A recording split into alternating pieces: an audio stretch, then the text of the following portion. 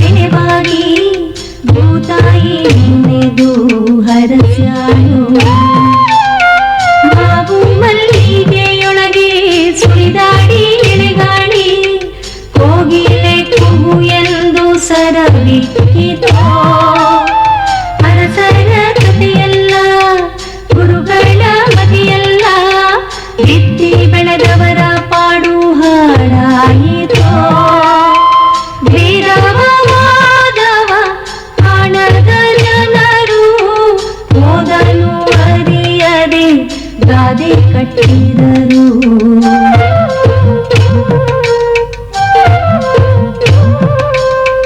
ಮಣ್ಣಲ್ಲಿ ಮಣ್ಣಾಗಿ ಕಂಪು ದಿಕ್ಕಿಗೆ ತುಂಬಿ ಜಗಕ್ಕೆಲ್ಲ ಸೂಸ್ಯಾರೋ ಸಿರಿಗಂಧ.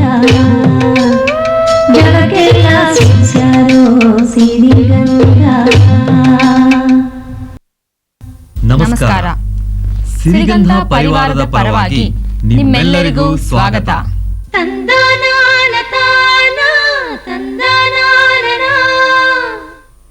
ಇವತ್ತಿನ ಸಿರಿಗಂಧದಲ್ಲಿ ಆಕರ್ಷಕ ಅರ್ಧನಾರೀಶ್ವರ ಪಾತ್ರ, ಉತ್ತರ ಕರ್ನಾಟಕದ ಪ್ರಸಿದ್ಧವಾದ ಗೀಗಿ ಮೇಳ,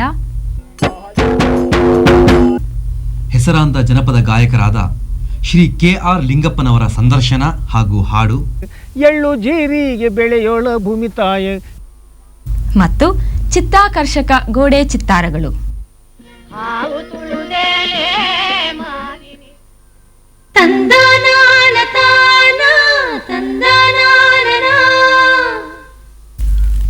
ನೀವು ಯಾವುದಾದ್ರೂ ಯಕ್ಷಗಾನದ ಪ್ರಸಂಗ ನೋಡಿದ್ದೀರಾ? ನೋಡ್ದೆ ಏನು, ಆದ್ರೆ ನಂಗೆ ಆ ಪ್ರಸಂಗಗಳಿಗಿಂತ ಅದ್ರಲ್ಲಿ ಬರೋ ಪಾತ್ರಗಳೇ ಇಷ್ಟ. ರಾವಣ, ಕೀಚಕ ಇವೆಲ್ಲ ನನಗೂ ಇಷ್ಟಾನೆ. ಆದರೆ ಈ ಯಕ್ಷಗಾನ ಪ್ರಸಂಗಗಳಲ್ಲಿ ಅರ್ಧನಾರೀಶ್ವರನ ಪಾತ್ರ ಬರುತ್ತಲ್ಲ, ಅದು ತುಂಬಾ ಅಪರೂಪವಾದದ್ದು. ಅದ್ ಹೇಗೆ? ಈ ಅರ್ಧನಾರೀಶ್ವರನ ಪಾತ್ರದ ಸೊಗಸಾದ ಬಣ್ಣದ ಕಲೆಗಾರಿಕೆ ತುಂಬಾ ವಿಶೇಷವಾದದ್ದು. ಒಂದೇ ಮುಖದಲ್ಲಿ ಎರಡು ವಿಭಿನ್ನ ಪಾತ್ರಗಳನ್ನು ಸೃಷ್ಟಿಸುವ ಈ ಕಲೆ ವಿಭಿನ್ನ ಹಾಗೂ ಪ್ರಶಂಸನೀಯ.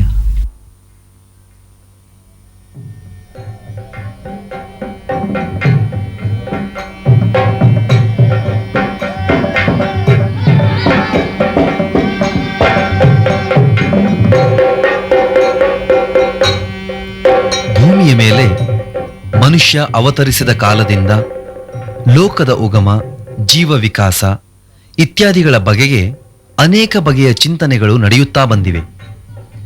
ಅನೇಕರು ಅನೇಕ ಮಾರ್ಗಗಳಲ್ಲಿ ಇವುಗಳಿಗೆ ಉತ್ತರಗಳನ್ನು ಕಂಡುಕೊಳ್ಳಲು ಪ್ರಯತ್ನಿಸಿ ತಮಗೆ ತೋರಿದ್ದನ್ನು ತೆರೆದಿಟ್ಟರು. ಈ ದಿಕ್ಕಿನಲ್ಲಿ ನಮ್ಮ ಪುರಾಣಕಾರರು ಕೂಡ ಸಾಕಷ್ಟು ಚಿಂತನೆಯನ್ನು ನಡೆಸಿದವರೇ. ಜಗತ್ತಿನಲ್ಲಿ ಸೃಷ್ಟಿ, ಪ್ರತಿ ಸೃಷ್ಟಿಗೆ ಪ್ರಕೃತಿ ಮತ್ತು ಪುರುಷ ಅಗತ್ಯ. ಪ್ರಕೃತಿ ಹೆಣ್ಣಾದರೆ ಪುರುಷ ಗಂಡು. ಈ ಇಬ್ಬರ ಸಮ್ಮಿಲನದಿಂದಾಗಿಯೇ ಸೃಷ್ಟಿ ಮುಂದುವರಿದಿದೆ ಎಂದು ಹೇಳಿದರು. ಆದರೆ ಯಾವುದೋ ಒಂದು ಘಟ್ಟದಲ್ಲಿ ಪ್ರಕೃತಿ ಹೆಚ್ಚೋ ಪುರುಷ ಹೆಚ್ಚೋ ಎಂಬ ವಾಗ್ವಾದ ಹುಟ್ಟಿ ಎರಡು ಪಕ್ಷಗಳಾಗಿ ಒಂದೊಂದನ್ನು ಸಮರ್ಥಿಸುವ ಅನೇಕ ಕಥೆಗಳು ಹುಟ್ಟಿಕೊಂಡವು.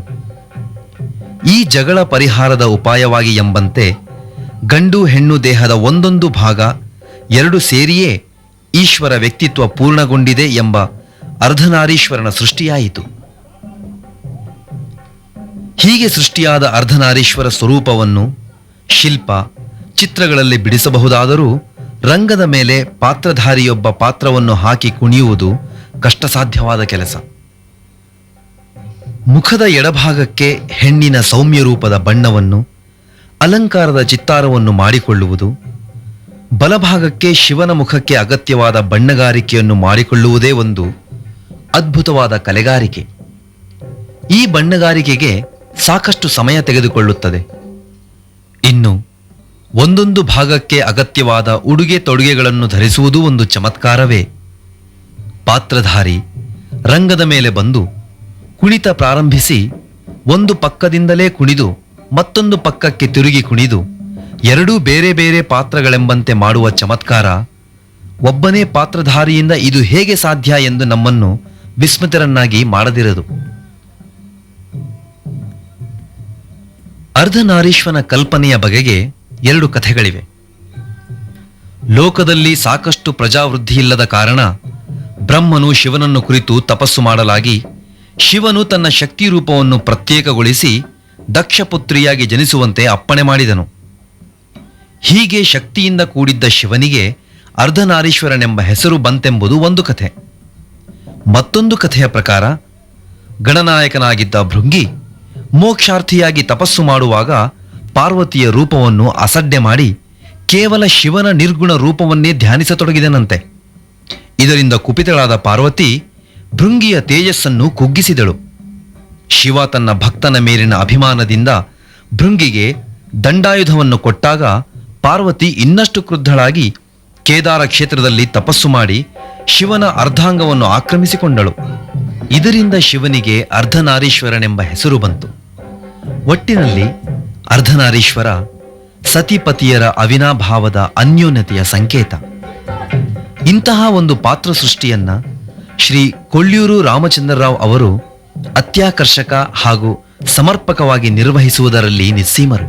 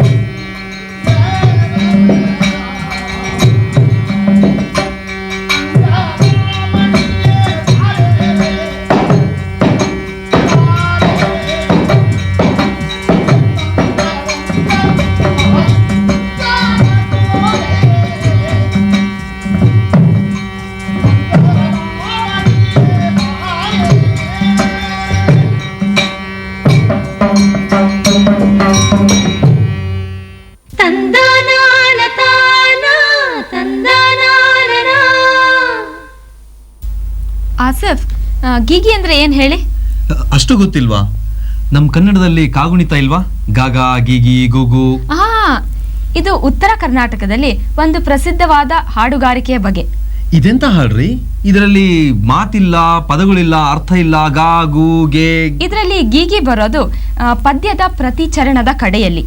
ಈ ಪದ್ಯಗಳು ತುಂಬಾ ಅರ್ಥಪೂರ್ಣ ಹಾಗೂ ಕೇಳೋದಿಕ್ಕೆ ಖುಷಿ ಕೊಡುತ್ತೆ. ಕರ್ನಾಟಕದ ಉದ್ದಗಲಕ್ಕೂ ಎಷ್ಟೊಂದು ವೈವಿಧ್ಯಮಯ ಜಾನಪದ ಗಾಯಕ ಪರಂಪರೆಗಳಿವೆ ಅಂದರೆ ಯಾರಿಗಾದರೂ ಸೋಜಿಗವಾದೀತು. ಅಂತಹ ಜಾನಪದ ಗಾಯಕ ಪರಂಪರೆಗಳಲ್ಲಿ ಉತ್ತರ ಕರ್ನಾಟಕದ ಬಹಳ ಪ್ರಸಿದ್ಧವಾದ ಗೀಗಿ ಮೇಳ ಅನ್ನೋ ಒಂದು. ಇದು ದಕ್ಷಿಣ ಕರ್ನಾಟಕದಲ್ಲಿ ಪ್ರಚಲಿತವಿರುವ ಲಾವಣಿ ಪ್ರಕಾರವನ್ನು ಹೋಲುತ್ತೆ ಎನ್ನಬಹುದು. ಗೀಗಿ ಮೇಳ ಧಾರ್ಮಿಕ ವೃತ್ತಿಗಾಯಕ ಪರಂಪರೆಗೆ ಸೇರಿರೋದಲ್ಲ.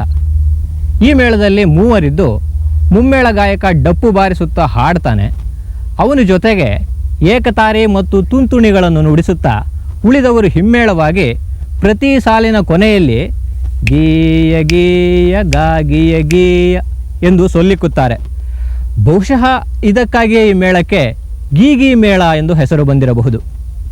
ಈ ಮೇಳದವರು ನೀತಿ ಮತ್ತು ತತ್ವ ವಿಚಾರಗಳ ಪದಗಳನ್ನು ಹಾಡುವುದರ ಜೊತೆಗೆ ಆಧುನಿಕ ವಿಚಾರಗಳನ್ನು ಕುರಿತ ಹಾಡುಗಳನ್ನು ನಿಂತಲ್ಲೇ ಕಟ್ಟಿ ಹೇಳುವುದು ಸಾಮಾನ್ಯ. ಈ ಮೇಳದವರು ನಡೆಸುವ ಸವಾಲ್ ಜವಾಬ್ ರೀತಿಯ ಸ್ಪರ್ಧಾ ಕಾರ್ಯಕ್ರಮಕ್ಕೆ ಕಲ್ಗಿ ತುರ ಅಥವಾ ಹರದೇಶಿ ನಾಗೇಶಿ ಎನ್ನುವ ಹೆಸರುಗಳಿವೆ.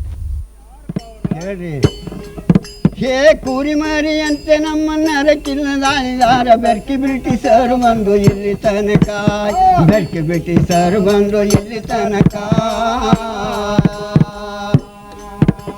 ಹುಲಿ ಮರಿ ಅಂತ ಇದ್ದ ಇಲ್ಲಿ ಮರಿಯಾಗಿದ್ದೇವ ನೆಲೆಯಾದ ನಿಜ ರೂಪ ತಿಳಿಯಾದಕ.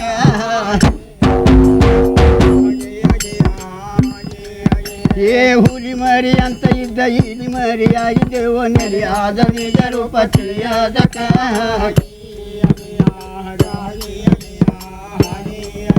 ಏ ಆತ್ಮವಿಚಾರದ ಒಂದು ಕಥೆ ಹೇಳ್ತೇನೆ ನಾನು. ಆತ್ಮವಿಚಾರದ್ದು ಒಂದು ಕಥೆ ಹೇಳತೇನೆ ನಾನು. ಕುಂತ ನಿಂತ ಸರ್ವ ಜನ ಕೇಳಬೇಕ, ಕುಂತ ನಿಂತ ಸರ್ವ ಜನ ಕೇಳಬೇಕ. ಕುರಿ ಹಿಂಡ ಕೂಡಿಕೊಂಡು ಕುರುಬ ಒಬ್ಬ ದಿನ ಪ್ರತಿ ಅರಣ್ಯಕ್ಕೆ ಹೋಗ್ತಿದ್ದ ಮೇಸೋದಕ.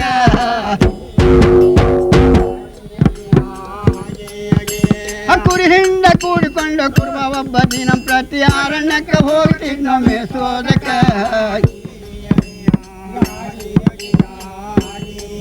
ಹೇ ಅದೇ ಅರಣ್ಯದಲ್ಲಿ ಒಂದ ಹೆಣ್ಣು ಹುಲಿ ಪ್ರಸುತ್ತಾಗಿ ಕೇಳ್ರಿ. ಆ ಹೊಟ್ಟೆ ಹಸ್ತ ನೋಡ್ತಿತ್ತು ಚಿಕಿತಿಕ, ಹೊಟ್ಟೆ ಹಸ್ತ ನೋಡ್ತಿತ್ತು ಚಿಕಿತಿಕ. ಹಡದ ಹೊಟ್ಟಿ ಖಾಲಿಯಾಗಿ ಹಸುವಿನ ತಾಪ್ನಿಂದ ಮರಿ ಬಿಟ್ಟ ಹೋತ್ ಬೇಟೆ ಆಡೋದಕ್ಕ.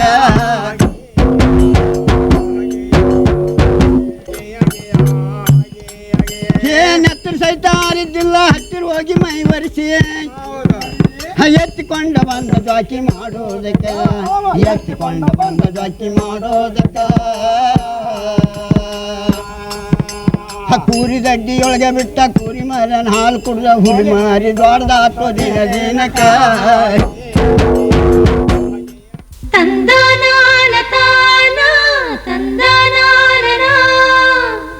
ಕಾನೂನಾಗಿ ಹುಟ್ಟಿದ ಮೇಲೆ ಏನೇನ್ ಕಂಡಿ, ಸಾಯೋ ತನಕ ಸಂಸಾರದೊಳಗೆ ಗಂಡ ಗುಂಡಿ.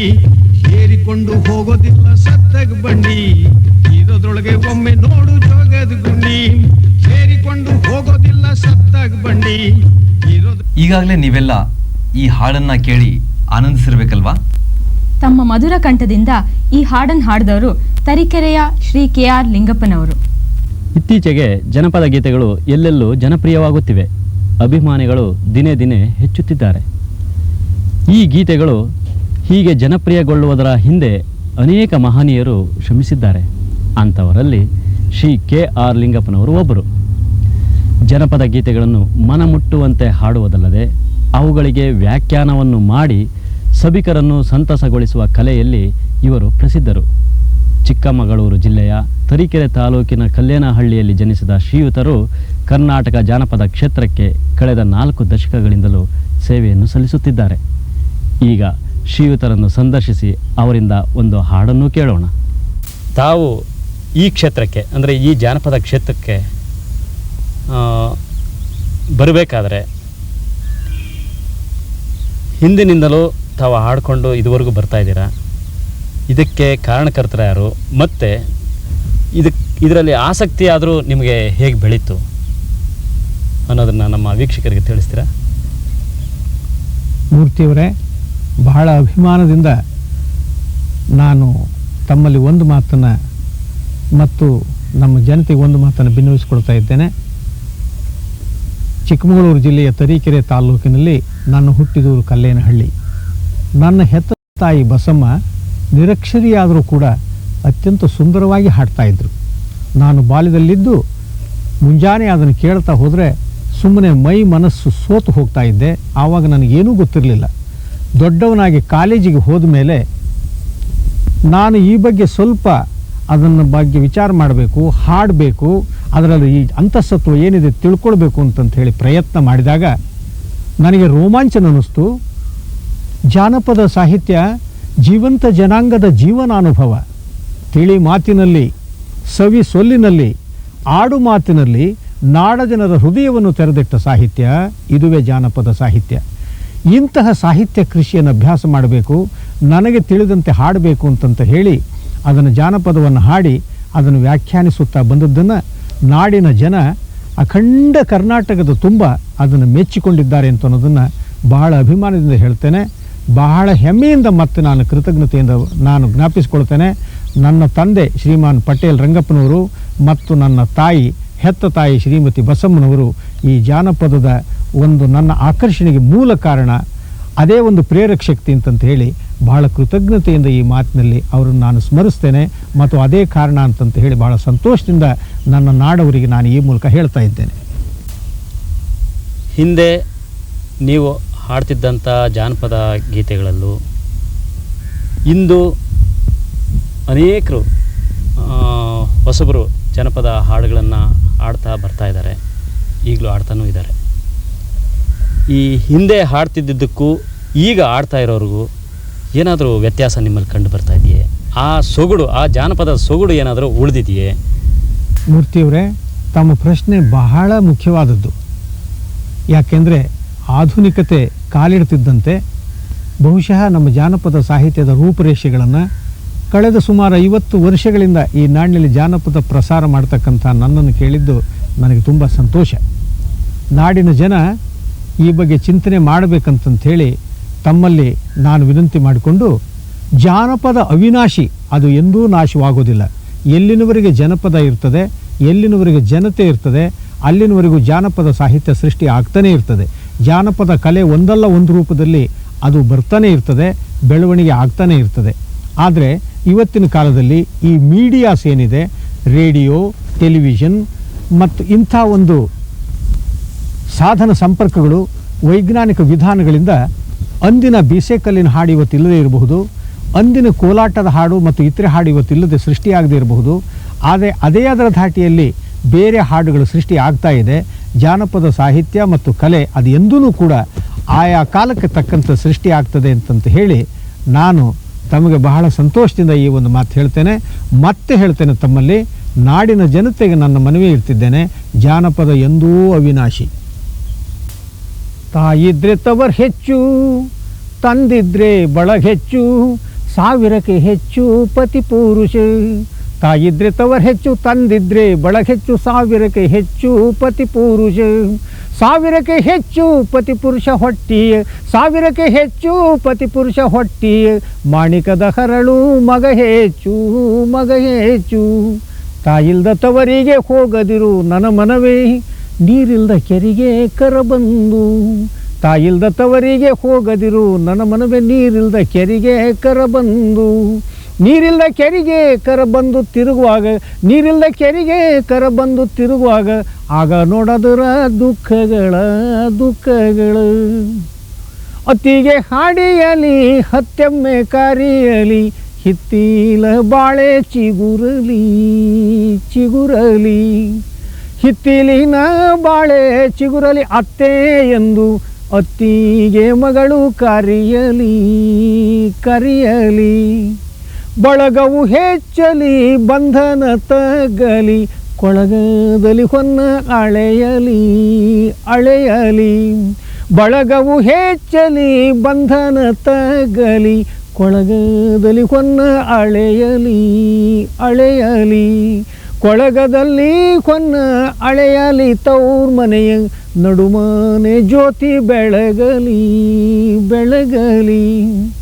ಹಾಲುಂಡ ತೌರಿಗೆ ಏನೆಂದು ಹಾಡಲೆ, ಹೊಳೆದಂಡೇಲಿರುವ ಕರಿಕೆಯ ಕರಿಕೆಯ.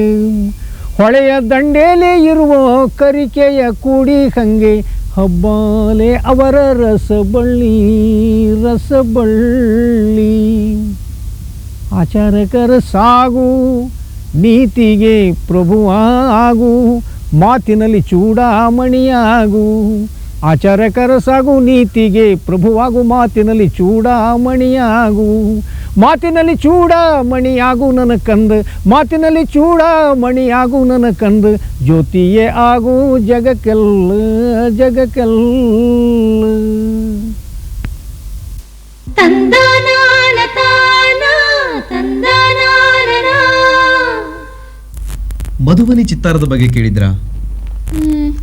ಅದೇ ಬಿಹಾರದ ಗೋಡೆ ಚಿತ್ತಾರ ತಾನೆ? ವಾರ್ಲಿ ಚಿತ್ತಾರ? ಮಹಾರಾಷ್ಟ್ರದ ವಾರ್ಲಿ ಜನರ ಚಿತ್ತಾರ ಅಲ್ವಾ? ಹಾ. ಈ ಸುಂದರವಾದ ಗೋಡೆ ಚಿತ್ತಾರದ ಕಲೆ ಮಹಾರಾಷ್ಟ್ರವನ್ನು ಬಿಟ್ಟರೆ ನಮ್ಮ ಕರ್ನಾಟಕದಲ್ಲಿ ಮಾತ್ರ ಇರೋದು. ಚಿತ್ತಾರ ಕನ್ನಡದ ಒಂದು ಸುಂದರ ಶಬ್ದ. ಇದನ್ನು ಅಷ್ಟೇ ಸೊಗಸಾಗಿ ಬಿಂಬಿಸುತ್ತವೆ ನಮ್ಮ ದೀವರು ಮಾಡಿದ ಹಸೆಗೋಡೆ ಚಿತ್ತಾರಗಳು. ಉತ್ತರ ಕನ್ನಡ ಹಾಗೂ ಶಿವಮೊಗ್ಗ ಜಿಲ್ಲೆಯಲ್ಲಿ ವಾಸಿಸುವ ದೀವರು ತಮ್ಮ ಜನಾಂಗದಲ್ಲಿ ನಡೆಯುವ ಮದುವೆ ಸಂದರ್ಭದಲ್ಲಿ ಪ್ರತಿ ಮನೆಯ ಗೋಡೆಯ ಮೇಲೂ ಸುಂದರವಾದ ಚಿತ್ತಾರಗಳನ್ನು ಬಿಡಿಸುತ್ತಾರೆ. ಇದಲ್ಲದೆ ಬಾಗಿಲು ಚಿತ್ತಾರ, 16 ಮೂಲೆ ಆರತಿ, ತೇರು, ಇನ್ನೂ ಮುಂತಾದ ಅನೇಕ ಚಿತ್ರಗಳು ಅಷ್ಟೇ ಆಕರ್ಷಕ. ನಮ್ಮ ಜನಪದ ತಾಯಿ ತನ್ನ ಮಗಳಿಗೆ ತನ್ನ ಹಾಡಿನ ಸಂಪತ್ತನ್ನೆಲ್ಲ ತುಂಬಿ ತುಂಬಿ ಕಲಿಸಿಕೊಡುವಂತೆಯೇ ಇಲ್ಲಿಯೂ ನಮ್ಮ ತಾಯಂದಿರು ತಮ್ಮ ಮಕ್ಕಳಿಗೆ ಚಿತ್ತಾರದ ಬಗೆಗಳನ್ನು, ಅವುಗಳನ್ನು ಬಿಡಿಸುವ ರೀತಿ ನೀತಿ ಸೊಗಸುಗಳನ್ನು ಕಲಿಸುತ್ತಾರೆ. ನವಶಿಲಾಯುಗ ಕಾಲದಿಂದಲೇ ಚಿತ್ರಕಲೆಗೆ ಒಲಿದಿದ್ದ ಮಾನವ ತಾನು ವಾಸ ಮಾಡುವ ಗುಹೆಗಳು, ಬಂಡೆಗಳ ಮೇಲೆಲ್ಲ ಬೇಟೆ ಹಾಗೂ ಮತ ಸಂಬಂಧವಾದ ಚಿತ್ರಗಳನ್ನು ಬಿಡಿಸಿದ್ದ. ತನ್ನ ಹಿಂದೆ ಸಾವಿರಾರು ವರ್ಷಗಳ ಇತಿಹಾಸವನ್ನು ಬಚ್ಚಿಟ್ಟುಕೊಂಡಿರುವ ಚಿತ್ರಕಲೆ ಕಾಲ ಕಳೆದಂತೆಲ್ಲ ಶಿಷ್ಟವೂ ಕ್ಲಿಷ್ಟ ಹಾಗೂ ಸಂಕೀರ್ಣವೂ ಆದಾಗ ಚಿತ್ತಾರ ಜನಸಾಮಾನ್ಯರ ಸೊತ್ತಾಯಿತು. ಮನೆಯ ಗೋಡೆಗಳು, ಕಿಟಕಿ ಬಾಗಿಲುಗಳು ಮೊದಲಾದವು ಅವರ ಕಲಾಕೌಶಲ್ಯದ ಪ್ರದರ್ಶನಕ್ಕೆ ವೇದಿಕೆಯಾದವು. ಮದುವೆ, ವಸಗೆ ಮೊದಲಾದ ಶುಭ ಸಂದರ್ಭಗಳಲ್ಲಿ ಈ ಗೋಡೆ ಚಿತ್ತಾರಗಳು ಅನಿವಾರ್ಯ ಎನಿಸುವಷ್ಟರ ಮಟ್ಟಿಗೆ ಕಲಾತ್ಮಕತೆಯನ್ನು, ಪಾವಿತ್ರತೆಯನ್ನು ಗಳಿಸಿಕೊಂಡವು. ಆದರೂ ಈ ಕಲೆ ಸಾರ್ವತ್ರಿಕವಾಗಿಲ್ಲ. ರಾಜಸ್ಥಾನದ ಮಧುಬನಿ, ಮಹಾರಾಷ್ಟ್ರದ ಕೆಲವು ಕಡೆ ಬಿಟ್ಟರೆ ಬೇರೆ ಕಡೆ ಅಷ್ಟು ವ್ಯಾಪಕವಾಗಿ ಕಂಡುಬರುವುದೂ ಇಲ್ಲ. ಕರ್ನಾಟಕದಲ್ಲಂತೂ ಇಲ್ಲವೇ ಇಲ್ಲ ಎನ್ನಬೇಕಿತ್ತೇನೋ. ಆದರೆ ಮಲೆನಾಡಿನ ಮೂಲೆಗಳಲ್ಲಿ ಎಲೆಮರೆಯ ಕಾಯಾಗಿ ಬದುಕುತ್ತಿರುವ ದೀವರು ಈ ಕಲೆಗೆ ಜೀವ ತುಂಬಿದ್ದಾರೆ. ಈ ಗೋಡೆ ಚಿತ್ತಾರವನ್ನು ಹಸೆ ಗೋಡೆ ಬರೆಯುವುದು ಎಂದು ಹೇಳುತ್ತಾರೆ. ಗೋಡೆಗೆ ಕೆಮ್ಮಣ್ಣು ಬಳಿದು ಜೇಡಿ ಮಣ್ಣಿನಿಂದ ಚಿತ್ತಾರ ಬಿಡಿಸುವುದು ಒಂದು ಬಗೆಯಾದರೆ, ಗುರಿಗೆಕಾಯಿಯನ್ನು ತಂದು ಅರೆದು ನೀರು ಬೆರೆಸಿ ಹಳದಿ ಕೆಂಪು ಬಣ್ಣವನ್ನು ತಯಾರಿಸಿ ಬರೆಯುವುದು ಮತ್ತೊಂದು ಬಗೆ. ಈ ಚಿತ್ತಾರಗಳನ್ನು ಬಿಡಿಸಲು ಪುಂಡಿನಾರನ್ನು ಕುಂಚವನ್ನಾಗಿ ಬಳಸುತ್ತಾರೆ. ಹಸೆ ಚಿತ್ತಾರಗಳ ವಿನ್ಯಾಸ ವೈವಿಧ್ಯಪೂರ್ಣವಾಗಿದ್ದು ಒಂದು ಮತ್ತೊಂದಕ್ಕಿಂತ ವಿಭಿನ್ನವಾಗಿರುತ್ತದೆ. ಹಸೆ ಗೋಡೆಗಳ ಚಿತ್ತಾರದೊಳಗೆ ಗಂಡು ಹೆಣ್ಣಿನ ಚಿತ್ರ, ಬಾಸಿಂಗ, ತೊಂಡಲುಗಳು ಮೊದಲಾದವನ್ನು ಬಿಡಿಸುವುದೂ ಉಂಟು. ನಮ್ಮ ಬದುಕಿನ ರೀತಿ ಮನೋಭಾವಗಳನ್ನು ಪ್ರತಿಬಿಂಬಿಸುವ ಈ ಸುಂದರವಾದ ಗೋಡೆ ಚಿತ್ತಾರಗಳು ನಿಜಕ್ಕೂ ಮನಸ್ಸನ್ನು ಸೂರೆಗೊಳ್ಳುತ್ತವೆ. ಇಂತಹ ಅಪೂರ್ವ ಕಲೆಯನ್ನು ಇನ್ನೂ ಜೀವಂತವಾಗಿ ಉಳಿಸಿಕೊಂಡು ಬಂದಿರುವ ದೇವರು ಅಭಿನಂದನಾರ್ಹರು.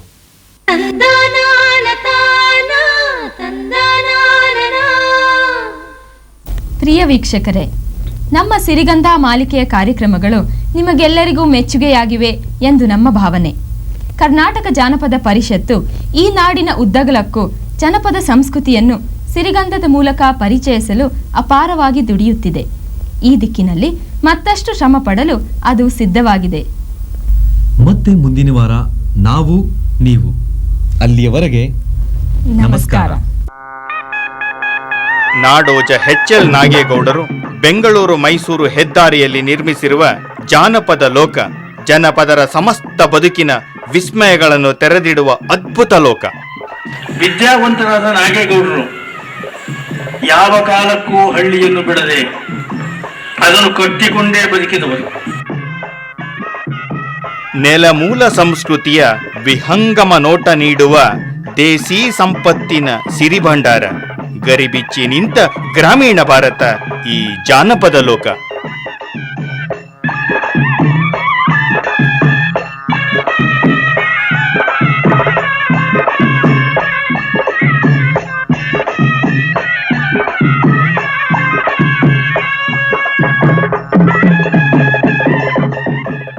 ಜನಪದರ ತವರು ಮನೆಯಾದ ಜಾನಪದ ಲೋಕಕ್ಕೆ ಬನ್ನಿ, ವೀಕ್ಷಿಸಿ, ಆನಂದಿಸಿ.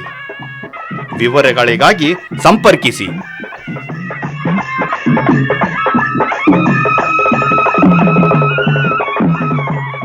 ತಂದನಾನ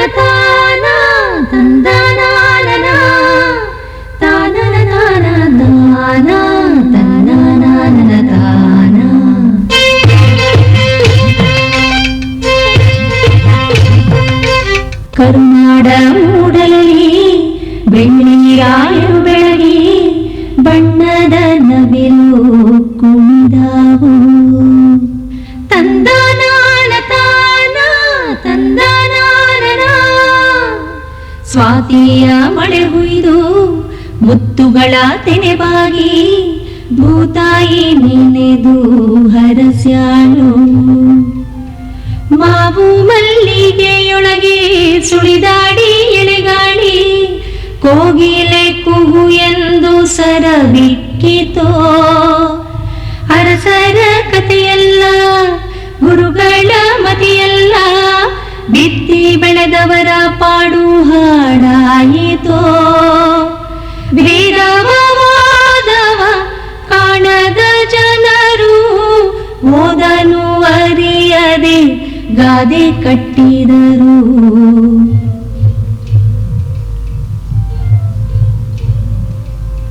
ಮಣ್ಣಲ್ಲಿ ಮಣ್ಣಾಗಿ ಕಂಪು ದಿಕ್ಕಿಗೆ ತುಂಬಿ ಜಗಕ್ಕೆಲ್ಲ ಸೂಸ್ಯಾರೋ ಸಿರಿಗಂಧ. ಜಗಕ್ಕೆಲ್ಲ ಸೂಸ್ಯಾರೋ ಸಿರಿಗಂಧ. ತಂದನಾನ ತಾನ ತಂದನಾನ ತಾನನ ತಾನ ದಾನ ತನನಾನ ದಾನ.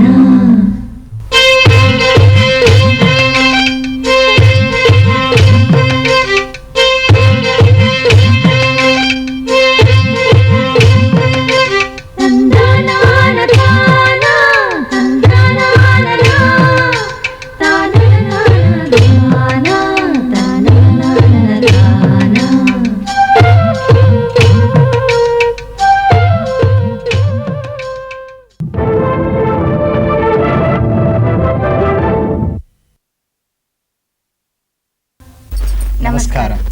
ಸಿರಿಗಂಧ ಪರಿವಾರದ ಪರವಾಗಿ ನಿಮಗೆ ಸ್ವಾಗತ ಕೋರುತ್ತೇವೆ.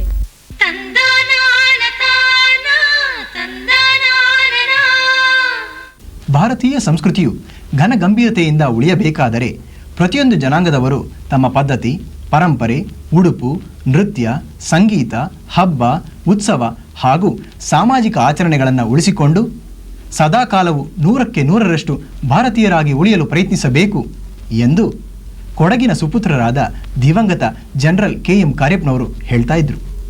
ಇಂದು ಕೂಡ ಕೊಡವರು ತಮ್ಮ ಜೀವನ ಜಂಜಾಟಗಳ ಮಧ್ಯೆ ತಮ್ಮ ಪರಂಪರೆ ಸಂಪ್ರದಾಯವನ್ನು ಬಹಳ ಜೋಪಾನದಿಂದ ಕಾಯ್ದುಕೊಂಡು ಬಂದಿದ್ದಾರೆ. ಇವರ ಪದ್ಧತಿಗಳು ವಿಶಿಷ್ಟವಾದದ್ದು ಮಾತ್ರವಲ್ಲ, ಆಕರ್ಷಣೀಯವೂ ಹೌದು. ಪವಿತ್ರ ಕಾವೇರಿ ನದಿಯಿಂದ ಪುನೀತವಾದ ಸೊಬಗಿನ ಕೊಡಗಿನಲ್ಲಿ ಉಡುಪು ಮಾತ್ರವಲ್ಲ, ಗಂಡು ಹೆಣ್ಣುಗಳ ಶಾರೀರಿಕ ಸಂಪತ್ತು ಮನೋಹರವೂ ಗೌರವಪೂರ್ಣವೂ ಆದ ವಿಶಿಷ್ಟತೆಯನ್ನು ಪಡೆದಿದೆ. ಇಂತಹ ವಿಶಿಷ್ಟತೆಗಳ ನಾಡಾದ ಕೊಡಗಿನ ಮದುವೆಯ ಸಂಭ್ರಮದಲ್ಲಿ ಪಾಲ್ಗೊಳ್ಳಲು ಬನ್ನಿ ವಿರಾಜಪೇಟೆಗೆ ಹೋಗೋಣ.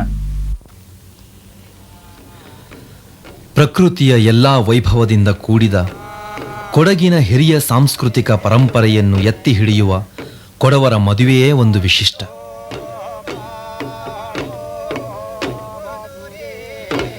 ಕೊಡವರ ಮದುವೆಗಳಲ್ಲಿ ವಧು ಮತ್ತು ವರನನ್ನು ಮೊದಲು ನೋಡಿದ ಹಿರಿಯರು ಸಂಬಂಧಕ್ಕೆ ಒಪ್ಪಿಗೆಯನ್ನು ಕೊಟ್ಟು ನಂತರ ಕರಾರು ಪತ್ರಗಳನ್ನು ಕೈ ಬದಲಾಯಿಸಿಕೊಳ್ಳುವುದರ ಮೂಲಕ ಮದುವೆಯ ನಿಶ್ಚಿತಾರ್ಥವನ್ನು ನೆರವೇರಿಸುತ್ತಾರೆ.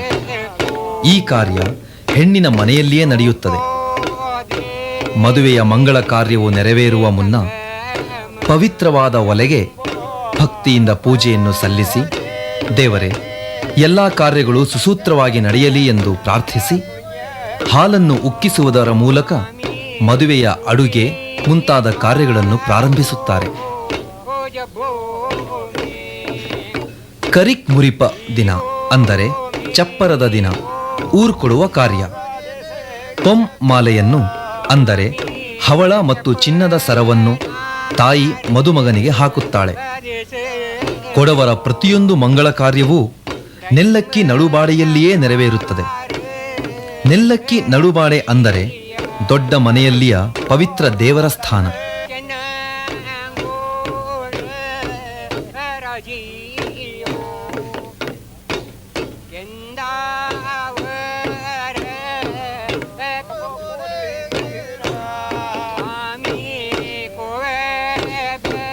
ತೇರಣ ಶಾಸ್ತ್ರ. ಮದುವೆ ದಿನ ಮದುಮಕ್ಕಳು ಅನೇಕರ ಕಾಲು ಹಿಡಿದು ಅಥವಾ ಕೈಕುಲುಕಿ ಆಶೀರ್ವಾದ ಪಡೆಯುವಾಗ ಯಾವ ಅಂಟುರೋಗವೂ ತಗಲಬಾರದು ಎಂದು ಈ ಪದ್ಧತಿ.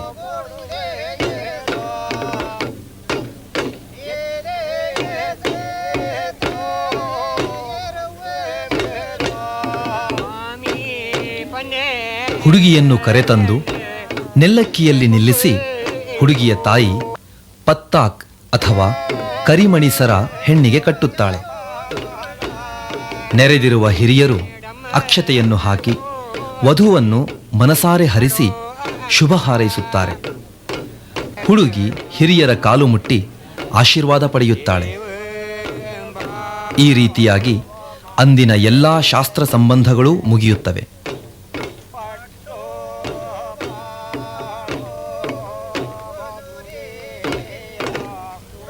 ಮುಹೂರ್ತದ ದಿನ ಆಮಂತ್ರಿತರನ್ನು ಸಾಂಪ್ರದಾಯಿಕವಾಗಿ ಬರಮಾಡಿಕೊಳ್ಳುವುದು.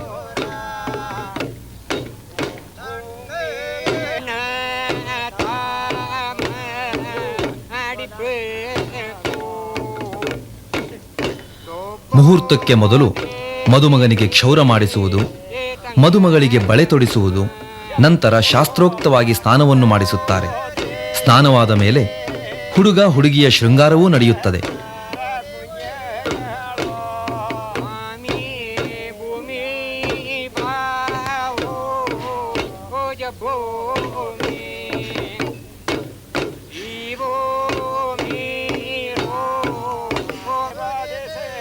ಹುಡುಗ ಮತ್ತು ಆತನ ಸಂಬಂಧಿಕರು ವಾದ್ಯಗಳ ಸಮೇತ ಮದುವೆ ಮನೆಗೆ ಮೆರವಣಿಗೆಯಲ್ಲಿ ಬರುತ್ತಾರೆ.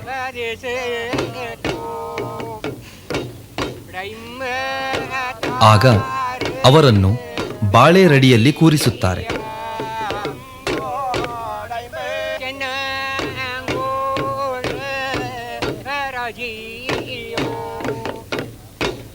ನಂತರ ಹುಡುಗನ ಕಡೆಯ ತಕ್ಕರು ಅಂದರೆ ಹಿರಿಯರು ತಾವು ಬಂದಿರುವ ಬಗ್ಗೆ ತಿಳಿಸಲು ಹುಡುಗಿಯ ಮನೆಗೆ ಹೋಗುತ್ತಾರೆ.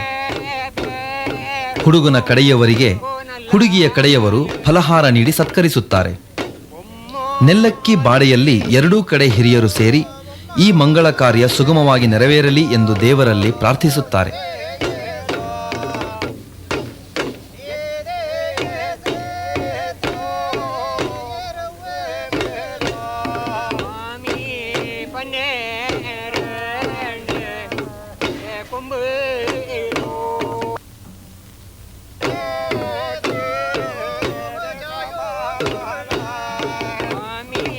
ಹುಡುಗಿಯ ಮನೆಯ ಹಿರಿಯರು ಬಾಳೆ ಮರ್ಯಾದೆಯಾಗಿ ಮದುವೆ ಮುಹೂರ್ತಕ್ಕೆ ಆಗಮಿಸಿರುವ ಹುಡುಗನ ಕಡೆಯವರನ್ನು ಕರೆಯಲು ಹೋಗುತ್ತಾರೆ.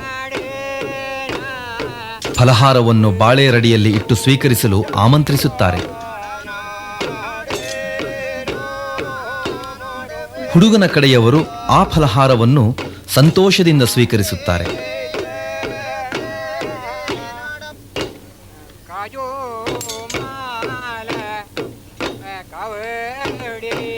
ಕೊಡವರ ಮದುವೆಯಲ್ಲಿ ಮತ್ತೊಂದು ಆಕರ್ಷಣೀಯ ವಿಶೇಷವೆಂದರೆ ಬಾಳೆ ಮರ್ಯಾದೆ ಅಥವಾ ಬಾಳೆ ಬಿರುದು.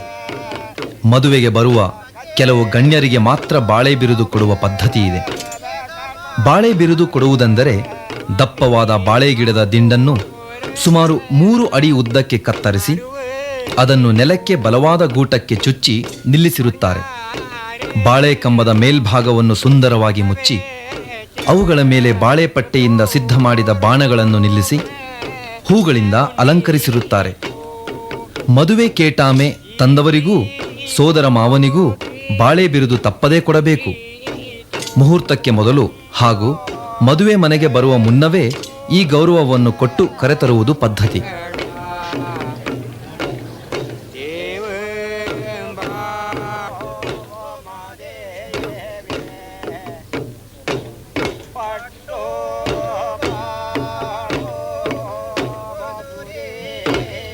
ಹುಡುಗನ ಕಡೆಯಿಂದ ತಂದ ಪೋಳಿಯವನ್ನು ಹುಡುಗಿಯ ಕಡೆಯವರು ತೆಗೆದುಕೊಳ್ಳುತ್ತಾರೆ.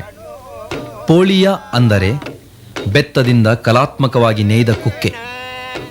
ಈ ಕುಕ್ಕೆಯಲ್ಲಿ ಅಕ್ಕಿ, ಬಾಳೆಹಣ್ಣು, ತೆಂಗಿನಕಾಯಿ, ವೀಳ್ಯದೆಲೆ, ಅಡಿಕೆ, ಬೆಲ್ಲ, ಹಾಲು ಇವಿಷ್ಟು ವಸ್ತುಗಳಿರಲೇಬೇಕು.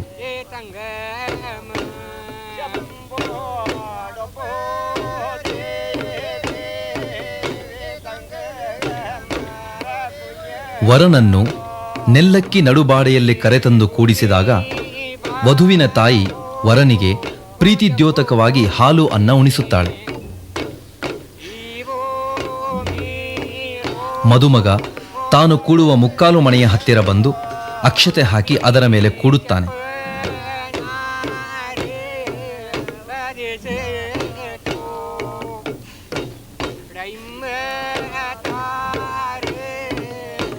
ಹಾಗೆಯೇ ಮದುಮಗಳು ಕೂಡ ಅಕ್ಷತೆ ಹಾಕಿ ಮುಕ್ಕಾಲು ಮನೆಗೆ ನಮಸ್ಕರಿಸಿ ಅದರ ಮೇಲೆ ಕೂಡುತ್ತಾಳೆ.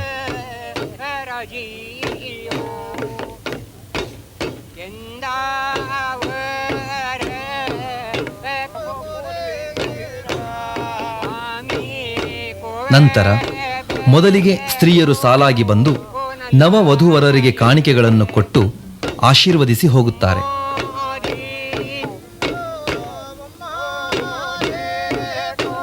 ನಂತರದ ಸರದಿ ಪುರುಷರದ್ದು. ಇದು ನಡೆಯುತ್ತಿರುವಂತೆಯೇ ಮದುವೆ ಹಾಡುಗಳು ಸತತವಾಗಿ ಮೊಳಗುತ್ತಿರುತ್ತವೆ.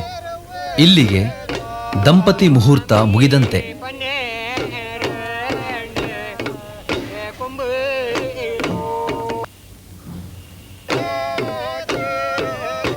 ವರನು ಸಂಪ್ರದಾಯದ ಪ್ರಕಾರ ಆಕೆಯ ತಲೆಗೆ ಅಕ್ಷತೆ ಹಾಕಿ ಕುಡಿಯಲು ಹಾಲು ಕೊಟ್ಟು ಉಡುಗೊರೆಯಾಗಿ ಹಣದ ಚೀಲವನ್ನು ಕೊಡುತ್ತಾನೆ. ನಂತರ ಆಕೆಯ ಕೈ ಹಿಡಿದು ಎಬ್ಬಿಸಿ ಪರಸ್ಪರ ಮಾಲಾರ್ಪಣೆ ಮಾಡಿಕೊಳ್ಳುತ್ತಾರೆ.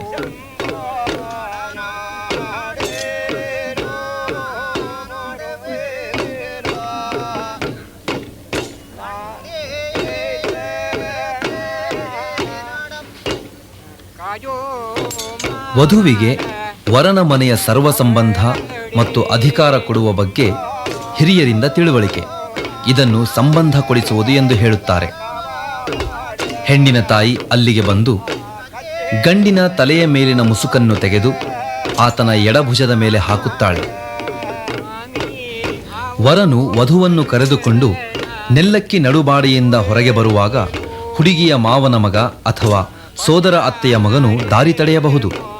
ನ್ಯಾಯಬದ್ಧವಾಗಿ ತನಗೆ ಸೇರಬೇಕಾದ ಹೆಣ್ಣನ್ನು ಕರೆದುಕೊಂಡು ಹೋಗುವುದರ ವಿರುದ್ಧ ಪ್ರತಿಭಟಿಸುವ ಸಂಪ್ರದಾಯ ನಡೆಯುತ್ತದೆ. ಮಾಂಸಾಹಾರವೇ ಪ್ರಧಾನವಾದ ಕೊಡವರ ಭೋಜನದ ನಂತರ ತಾಂಬೂಲ ಸ್ವೀಕಾರವಾದ ಮೇಲೆ ಬಂದ ನೆಂಟರನ್ನು ಬೀಳ್ಕೊಡುವ ಪದ್ಧತಿಯೂ ಸಾಂಪ್ರದಾಯಿಕವಾಗಿ ನಡೆಯುತ್ತದೆ. ಸಂಜೆಯ ವೇಳೆಗೆ ನೀರು ತರುವ ಶಾಸ್ತ್ರ. ಈ ಸಮಯದಲ್ಲಿ ವಧುವಿನ ತಾಳ್ಮೆಯನ್ನು ಪರೀಕ್ಷಿಸುವ ಕಾರ್ಯವು ನಡೆಯುತ್ತದೆ. ಹಿಂದಿನ ಆ ಕಟ್ಟುನಿಟ್ಟಿನ ಪರಂಪರೆಗಳು ಇಂದು ಅದೇ ರೀತಿಯಲ್ಲಿ ಇಲ್ಲದಿದ್ದರೂ ಕೂಡ ಹಿಂದಿನ ಆ ತಳಹದಿಯೇ ಇವತ್ತಿನ ಕೊಡವ ಜನಾಂಗದ ವೈಶಿಷ್ಟ್ಯತೆಗೂ ಹಿರಿಮೆಗೂ ಕಾರಣವಾಗಿದೆ ಎಂದರೆ ತಪ್ಪಾಗಲಾರದು.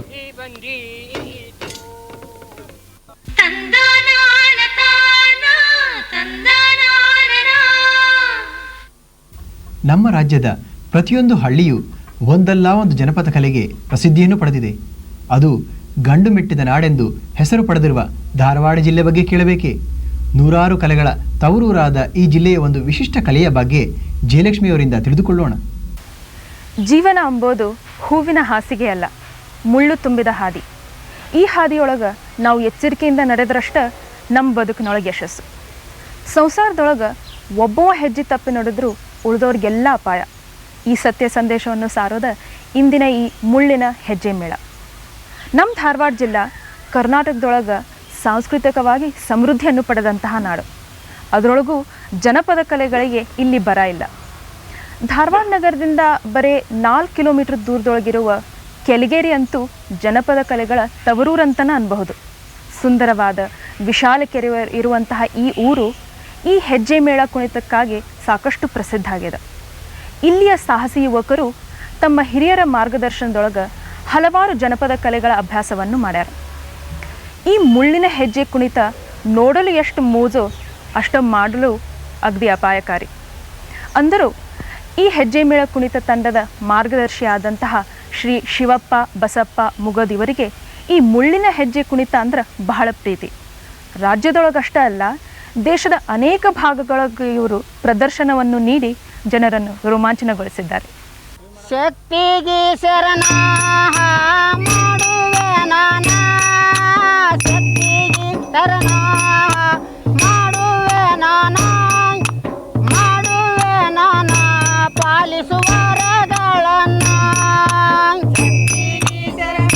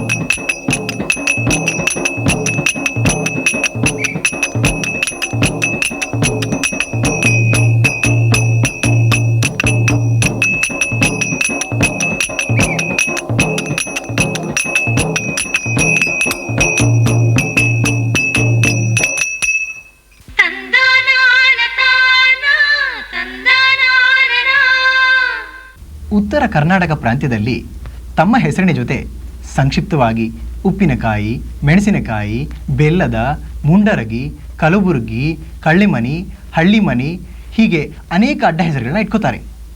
ಇಂತಹ ಅಡ್ಡ ಹೆಸರುಗಳ ಸ್ವಾರಸ್ಯದ ಬಗ್ಗೆ ಸಂಶೋಧನೆ ನಡೆಸಿರುವ ಡಾಕ್ಟರ್ ಎಂ ಕಲಬುರ್ಗಿ ಅವರನ್ನು ಧಾರವಾಡದ ಅವರ ಮನೆಯಲ್ಲಿ ಸಂದರ್ಶಿಸುತ್ತಾರೆ ಚಂದ್ರಶೇಖರ ವಸ್ತ್ರದ ಅವರು. ಪ್ರಿಯ ಸಿರಿಗಂಧದ ವೀಕ್ಷಕರೇ, ನಾನು ನಿಮ್ಮ ಎದುರಿಗೆ ಕೆಲ ಹೆಸರು ಹೇಳ್ತೇನೆ. ಉಳ್ಳಾಗಡ್ಡಿ, ಮೆಣಸಿನಕಾಯಿ, ಬೆಳ್ಳುಳ್ಳಿ, ಕೊತ್ತಂಬರಿ, ಕರಿಬೇವಿನ ಇವೆಲ್ಲ ತರಕಾರಿ ಹೆಸರಲ್ಲ, ಉತ್ತರ ಕರ್ನಾಟಕದೊಳಗೆ ಪ್ರಚಲಿತ ಇರೋ ವಿಶಿಷ್ಟವಾದಂಥ ಅಡ್ಡ ಹೆಸರುಗಳು. ಇದಲ್ಲದೆ ಈ ಕಾಯಿಪಲ್ಯಗಳ ಜೊತೆಗೆ ಧಾನ್ಯಗಳ ಹೆಸರು ಅದಾವು. ಜೋಳದ, ಕಡ್ಲಿ, ಬ್ಯಾಳಿ, ಕಾಯಿಪಲ್ಯ ಆಯಿತು, ಧಾನ್ಯಗಳಾಯಿತು. ಇವನ್ನೆಲ್ಲ ಸೇರಕ್ಕೆ ಅಡುಗೆ ಮಾಡ್ಬೋದಲ್ಲ.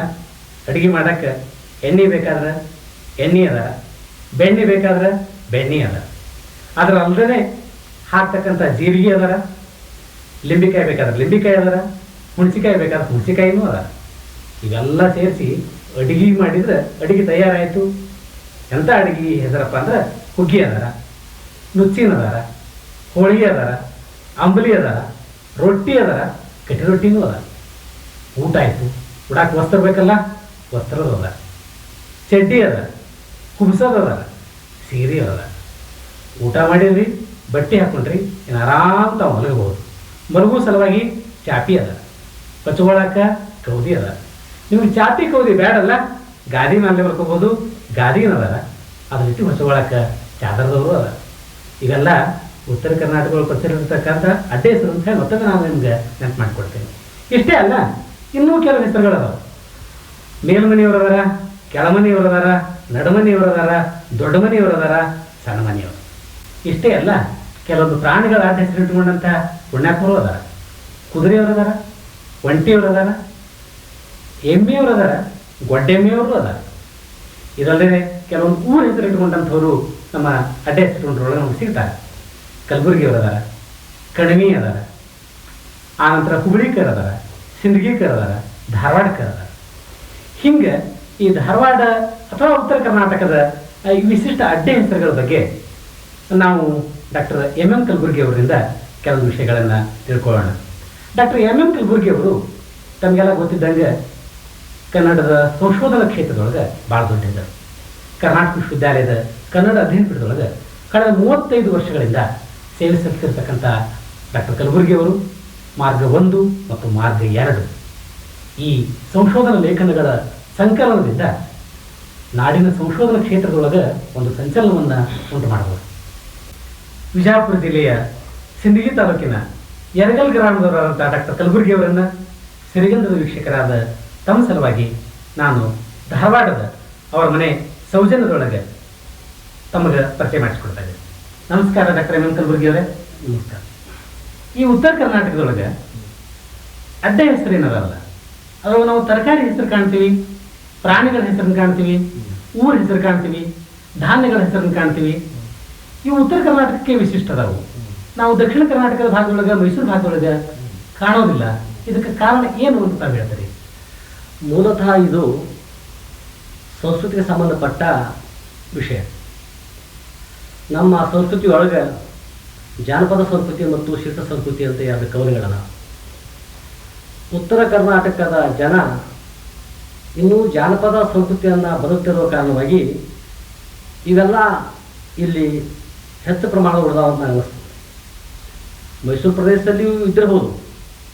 ಅದೇನಾಗ್ತದೆ ಅಂತಂದರೆ, ಮೂಲತಃ ಮನುಷ್ಯ ನಿಸರ್ಗದಿಂದ ಒಂದು ಜನಾಂಗ ಹೊರಗೆ ಬಂದು ಜನಾಂಗ ಕಟ್ಕೊಳ್ತಾನೆ. ಆಮೇಲೆ ವ್ಯಕ್ತಿ ಶ್ರೇಷ್ಠನಾಗಿ ಆತ ಕಾಣಿಸ್ಕೊಳ್ಳೋ ಪ್ರಯತ್ನ ಮಾಡ್ತಾನೆ. ಇದರಿಂದಾಗಿ ಜನಾಂಗ ಸೂಚಿಯಾದಂಥ, ನಿಸರ್ಗ ಸೂಚಿಯಾದಂಥ ಅಡ್ಡ ಹೆಸರುಗಳನ್ನು ಅವ ಬಿಡ್ತಾ ಬರ್ತಾನೆ. ಉತ್ತರ ಕರ್ನಾಟಕ ಇನ್ನೂ ಜಾನಪದ ಪ್ರಜ್ಞರಾದ ಕಾರಣವಾಗಿ ಇಂಥ ಅಡ್ಡ ಹೆಸರುಗಳು ಜನಾಂಗನಿಷ್ಠವಾದಂಥ, ಸಮಾಜನಿಷ್ಠವಾದಂಥ, ಕುಟುಂಬನಿಷ್ಠವಾದಂಥ ಅಡ್ಡ ಹೆಸರು ಉಳ್ಕೊಂಡು ಬಂದಾವೆ. ಆದ್ರೆ ಮೈಸೂರು ಕಡೆ ವ್ಯಕ್ತಿ ಪ್ರಧಾನವಾದಂಥ ಒಂದು ಸಂಸ್ಕೃತಿ ಬೆಳೆದ ಕಾರಣವಾಗಿ ಕ್ರಮೇಣ ಅವರು ಬಿಡ್ತಾ ಹೋದ್ರು ಅಂತ ಅನಿಸ್ತಾ ಇತ್ತು ನನಗೆ.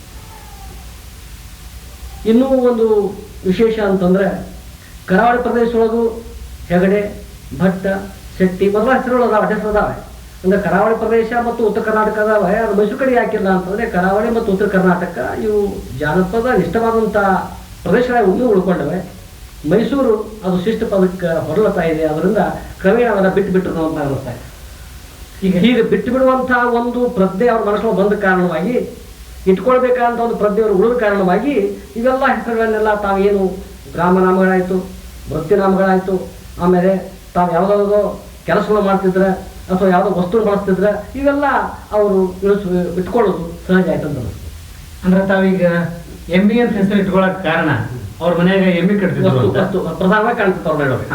ಅಂದ್ರೆ ತರಕಾರಿ ಬೆಳೀತಿದ್ರು, ಉಳ್ಳಾಗಡ್ಡಿ ಬೆಳೀತಿದ್ರು ಅನ್ನೋ ಕಾರಣಕ್ಕಾಗಿ ಉಳ್ಳಾಗಡ್ಡಿ ಬೆಳೀತಿದ್ರು ಅನ್ನೋ ಕಾರಣಕ್ಕಾಗಿ ಅಥವಾ ಮಾರ್ತಿದ್ರು ಅನ್ನೋ ಕಾರಣ ಎರಡಕ್ಕೆ ಬರ್ಬೋದು.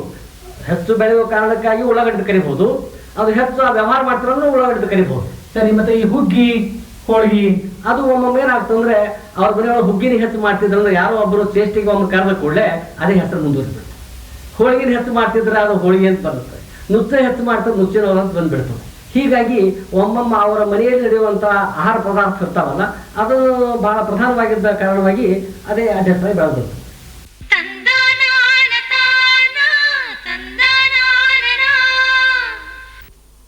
ಮುಂದಿನ ವಾರ ಇನ್ನೂ ಅನೇಕ ಸ್ವಾರಸ್ಯಗಳೊಡನೆ ಭೇಟಿಯಾಗೋಣ. ಅಲ್ಲಿಯವರೆಗೆ ನಮಸ್ಕಾರ.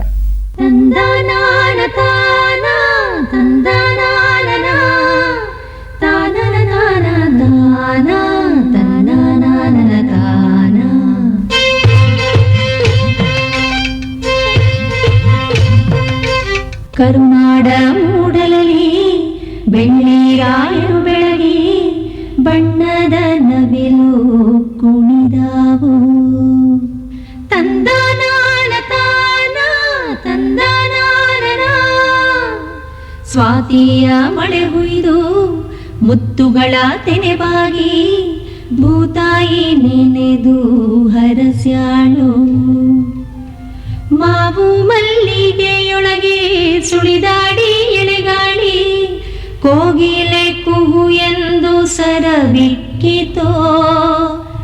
ಅರಸರ ಕಥೆಯಲ್ಲ ಗುರುಗಳ ಮತಿಯಲ್ಲ ಬಿತ್ತಿ ಬೆಳೆದವರ ಪಾಡು ಹಾಡಾಯಿತೋ. ವೇದವ ಕಾಣದ ಜನರು ಓದನು ಅರಿಯದೆ ಗಾದೆ ಕಟ್ಟಿದರು.